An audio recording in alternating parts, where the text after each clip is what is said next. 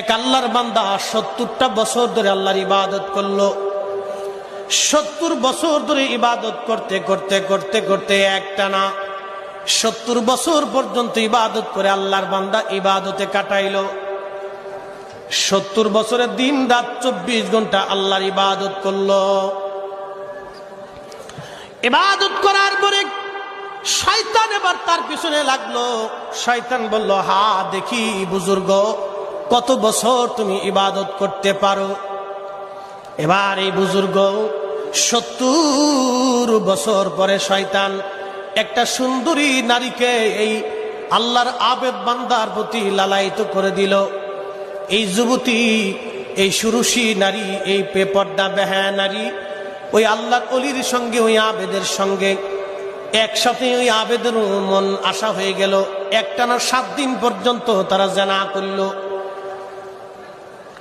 7 দিন পর্যন্ত জানা করার পরে ওই আবেদের অন্তর চোখ খুলে গেল। এরপরে শুধু তওবার ইস্তেগফার আর কান্নাকাটি করতে লাগলো, আল্লাহ আমি ভুল করে ফেলছি গো মাওলা, আমার জীবনে অনেক বড় ভুল হয়ে গেছে আল্লাহ, আমি জানা করে ফেলছি। এরপরে লোকটা ওই এলাকা ছেড়ে অন্য এলাকায় চলে গেল। ক্ষমা চাইতে চাইতে সারা রাত দিন ভর ইবাদত করতে করতে খেয়ে না খেয়ে সে ক্লান্ত হয়ে গেল। সে লক্ষ্য করলো 12 জন ফকির মিসকিন এক জায়গায় বসে আছে, আর একজন ভদ্রলোক ওই 12 জন ফকিরকে প্রত্যেক দিন 12টা করে রুটি তারে দিয়ে যায়। 12 জনকে 12টা রুটি দিয়ে যায়। আল্লাহর বান্দা প্রত্যেক দিন 12টা করে রুটি দিয়ে যায়। 12টা করে রুটি বান্দা দিয়ে যায়। ওই আবেদ চিন্তা করলো, রে তাহলে আমি ক্ষুধার্ত, আমি তাদের কাতারেও যায় বসি। ওই আবেদ প্রচন্ড ক্ষুধা নিয়ে ওই 12 জন ফকিরের কাতারে এসে বসে গেল রুটির আশায়।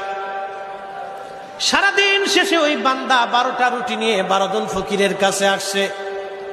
12 জনকে 12টা রুটি দিয়ে দিল। ওই আবেদও একটা রুটি পাইল, কিন্তু একজন ফকির মিসকিন একটা রুটি পাইল না, একজন বাদ গেল। ওই মিসকিন ডাক দে বলল, আল্লাহর বান্দা তুমি প্রত্যেক দিন 12টা করে রুটি দিয়ে যাও, আজকে আমার রুটি দিলে না, কারণ কি? আমি রুটি পাইলাম না, কারণ কি? ওই লোক বলল, আমি তো 12টাই রুটি দিছি, তোমাদেরকে 12টা রুটি দিলাম, তাহলে তোমাদের মধ্যে কেউ একটা রুটি চুরি করছে। যেহেতু একটা রুটি চুরি হয়ে গেছে, আগামীকাল থেকে আমি আর তোমাদেরকে রুটি দেব না। তখন আবেদের অন্তরে বড় মায়া লাগলো, হারে আমার কারণে একজন ফকির একটা রুটি পাবে না, তা হয় না। ওনার প্রাপ্য যে রুটিটা উনি পাইছিলেন একটা রুটি, বড় মায়া লাগার কারণে ফকিরকে তিনি দান করে দিলেন। যাও, তোমাকে রুটিটা আমি আমার পক্ষ থেকে দিয়ে দিলাম। ক্ষুধার অবস্থায় ওই লোকটা ওই অবস্থায় মারা গেল। আব্দুল্লাহ ইবনে মাসউদ রাদিয়াল্লাহু আনহু বলেন, আল্লাহ পাক তার নেক এবং গুনাহ তার আমলগুলি ওজন দিতে লাগলেন। 70 বছরের নেক এক পাল্লায় দিল, আর 7 দিনের জেনার গুনাহ আর এক পাল্লায় দেওয়ার পরে দেখা গেল, রে 7 দিনের জেনার গুনাহগুলি 70 বছর ইবাদতের চাইতে বেশি ভারী হয়ে গেছে। 70 বছরের আমলগুলি 7 দিনের গুনার কারণে গুনার পাল্লা ভারী হয়ে গেল, নেকির পাল্লা হালকা হয়ে গেল। আল্লাহ পাক আবার বলেন, ফেরেশতারা রে, তোমরা ওই বান্দাকে যে রুটি দিছিলে, এই রুটির পাল্লাটা এক পাশে দাও।